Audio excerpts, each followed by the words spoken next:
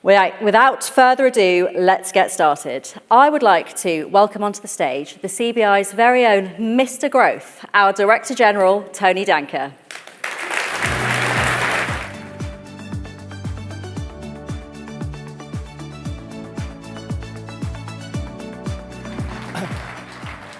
Good morning, everybody. Good morning, and welcome to the fabulous city of Birmingham.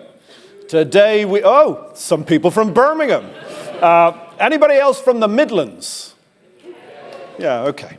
That's the end of the sort of Christmas fun, I'm afraid. Look, today we are going to bring you television. We're going to bring you economic vision, but we just couldn't bring you Eurovision. Sorry, that went to Liverpool. But what a city and what a region. Still buzzing from the summer's Olympic Games. The Midlands is home to some of the UK's most successful firms and cutting-edge industries. And I'm thrilled that we'll be joined later by the Mayor of the West Midlands, Andy Street, a man who has not only brought real leadership to this city, but also in his prior job, he always paid his CBI invoice on time. Let that be a lesson to everybody in this room, the greatness you get from doing so. Look, we've got a packed few days ahead of us, as Simon said, with business experts to inform us, political leaders to inspire us, and an England World Cup to remind us that it's always the hope that kills. But don't worry, we can all be Wales fans later. Now, this year I'm also joined by Brian McBride, the CBI's new president, attending his first annual conference in the role. Now, he may be a Scotland supporter, and I may be a Northern Irishman, but we're hoping to bring you wealth of knowledge and experience and wisdom. And you'll be hearing more from Brian tomorrow alongside the Leader of the Opposition, Keir Starmer. This morning, we're really delighted to have the Prime Minister with us. And I know I speak for many of you when I say how much I admired the way Rishi Sunak stood by his beliefs this summer, despite the political cost. And it's a trait that we saw working with him as Chancellor. He is a man of integrity and conviction. And in our time working together, I always found him to be warm, to be frank, and to be a genuine partner for business in government. And he takes the role at a most challenging time. And while we won't always agree with him, we will always support his endeavour to first stabilise and then to grow our economy. So it's a pleasure to be the warm-up act for the Prime Minister this morning. I also want to thank our strategic partners, Accenture and Hayes, whose long-standing collaboration and wisdom we value greatly. They keep coming back for more every year, despite Peppa Pig, and we love having them. And I also want to thank our other corporate partners, Phoenix Group, Related Argent, Shell, and Visa. We are incredibly grateful for their support, not just as sponsors, but as members. All of these businesses, and many of you in the room, have a great story to tell about the potential and the transformation of the UK economy. Now, we come together once more in extraordinary times. Britain is in the middle of stagflation, rocketing inflation and negative growth, for the first time that probably most of us in this room can remember. Now, we know how to fight inflation, right? And we know how to fight recession, but we don't really know how to fight them together. And the predictable reaction when we confront stagflation is to choose which evil is worse, but that just leads to different kinds of problem. If you ignore inflation to get growth going, we've seen what happens. You get immediate trauma. But if you ignore growth to get inflation down, you get prolonged pain. And I just reject the idea that you have to choose. I say you daren't choose. Aggressively getting inflation down is the right thing to do, especially after the market's response to the mini-budget. Market stability is a precondition to growth. That's what all of you told me these past few weeks. And I pay tribute to the Prime Minister and the Chancellor for taking the tough choices needed to achieve it. But what about growth? The painful reality about growth is that it can't be stimulated overnight. That's what the mini-budget got wrong, right? Across-the-board tax cuts, immediate demand stimulus. It was relying on the old British strength, consumption, at the expense of the perennial British weakness, investment. And it gave growth a bad name. But growth is good. Growth is a precondition to a stable society. Without growth, the NHS gets worse, not better. Without growth, people's lives get worse, not better. And without growth, we lack the resources we need to transform ourselves to a zero-carbon world. Yet Britain's had 15 years of low growth and flatlining productivity, and we cannot afford a repeat of that. To the Chancellor's credit, he does know the importance of growth, and last week he made some incredibly welcome announcements. First, on business rates relief, something we've been campaigning on since the 16th century. And it didn't take us that long. And he's staying the course on vital infrastructure, from Sizewell C, HS2, East-West Rail, and Northern Powerhouse Rail. But, even with these projects, the OBR's forecast concluded that the statement will not alter Britain's trend growth of 1.7%.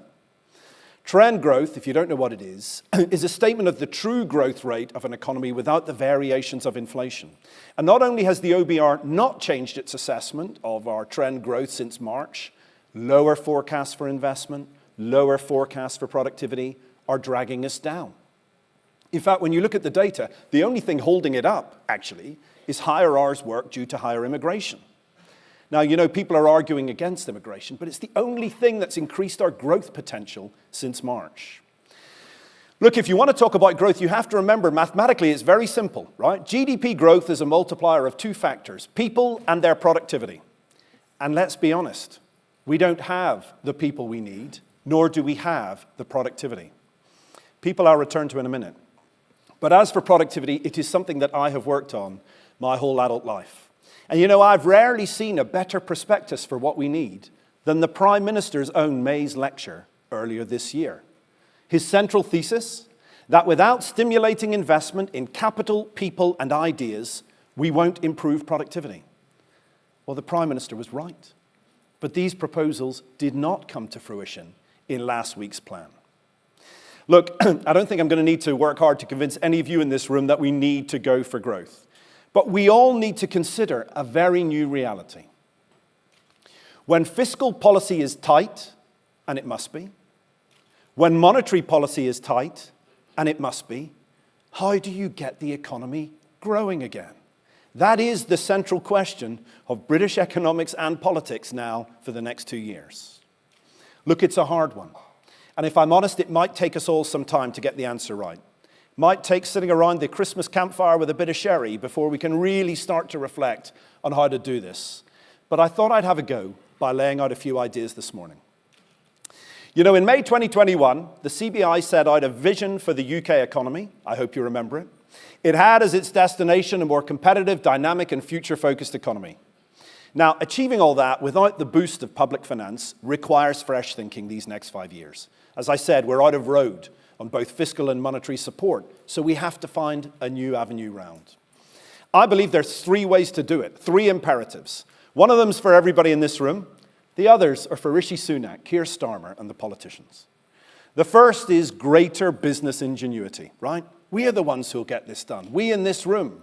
You guys, entrepreneurs, business owners, growing businesses, multinationals, in the past 2 years, you have shown more resilience, imagination, bravery, and agility than ever.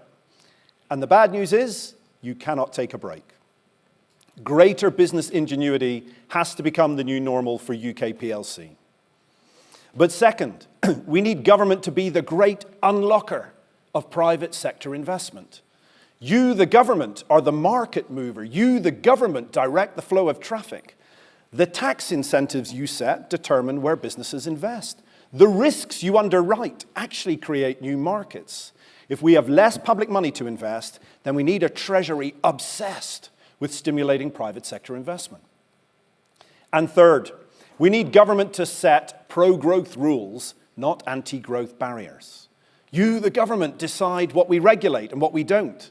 You decide the skills we import or don't. You decide where we build or where we don't. You decide who we trade with and who we don't.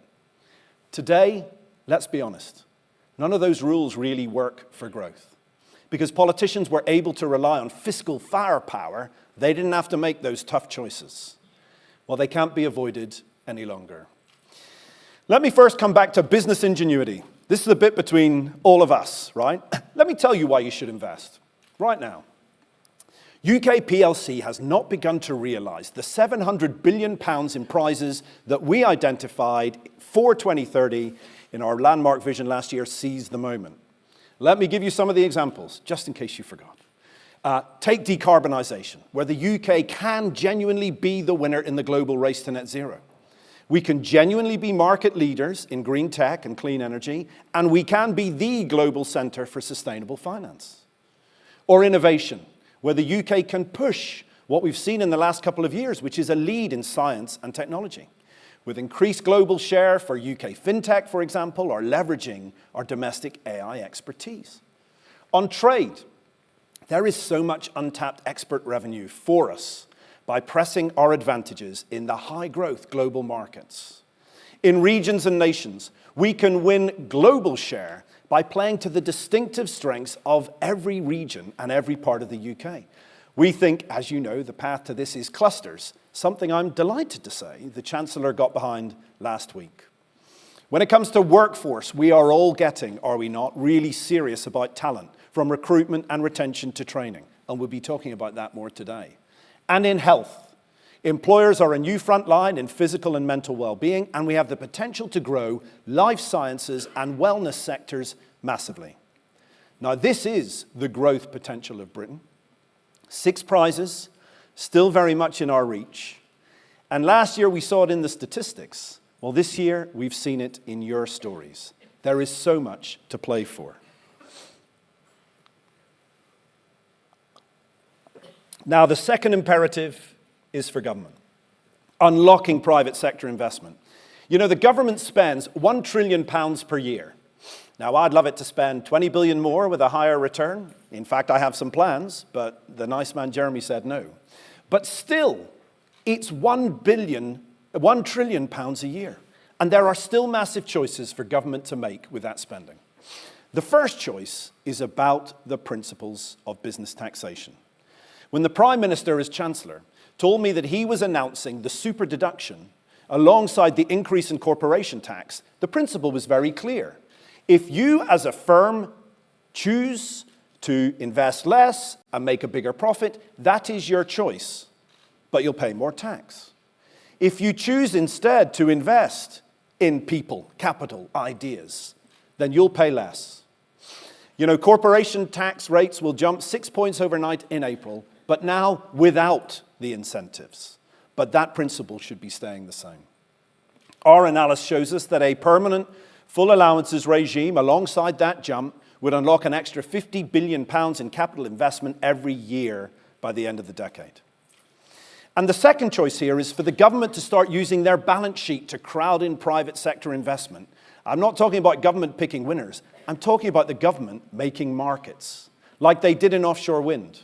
It was private sector ingenuity and skills and money that built the industry, but it took the government to put in place the finance models, like contracts for difference, and the investment bodies to make this a highly investable market.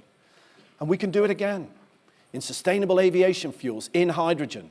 You see, this is the power of government as a market mover, seeing the market, sharing the risk, and creating investable propositions. The third imperative is the government setting pro-growth rules. Our politicians make anti-growth choices every day in pursuit of other legitimate political goals, and I respect that.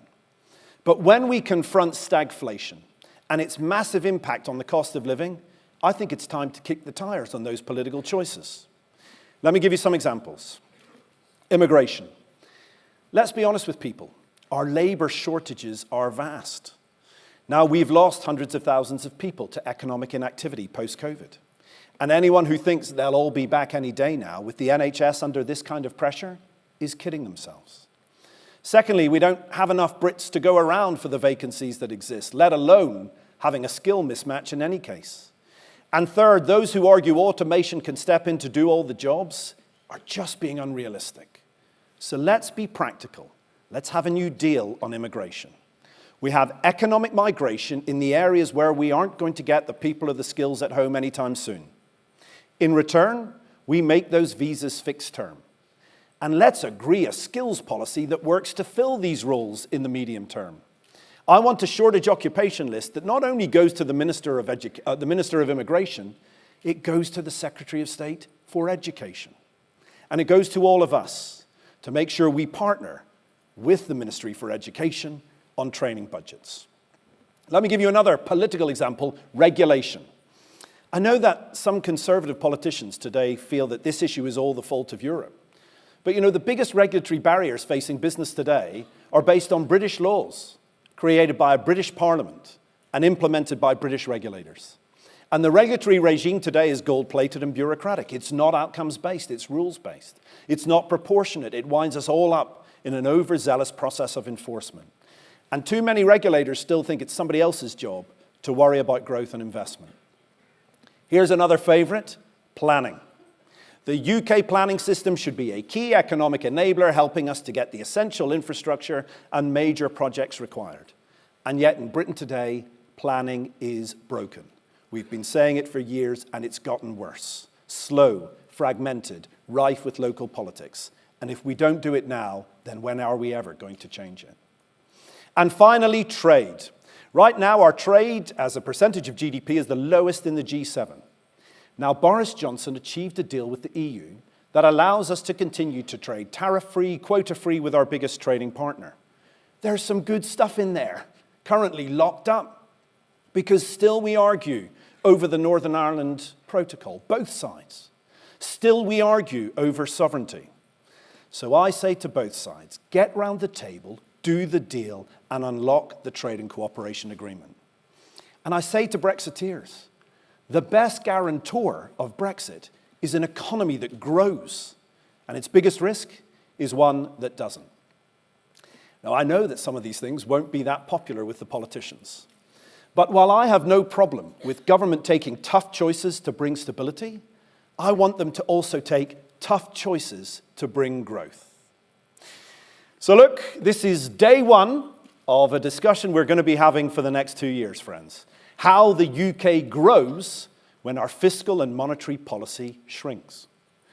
Government may not have new money, but they do have lots of choices. And until they take them, we'll keep pushing. And you, our members, the wealth creators, who pay the salaries, make the cars, build the wind turbines, finance the loans, sell the food, print the textbooks, we also ask you to build on the greater resilience you found in the pandemic, to build on the business confidence you've had these 2 years and still have, to extend your ingenuity for growth, just like you did 2 years ago when the economy closed down. Because no one ever got up a hill by taking their foot off the accelerator. This isn't a moment to fear, it's a moment to seize. Growth gives everyone a path out of difficult times. And it is what will make the UK the most competitive, dynamic, and future-focused economy that we want it to be. The CBI will be with you every step of the way. So let's go for growth together.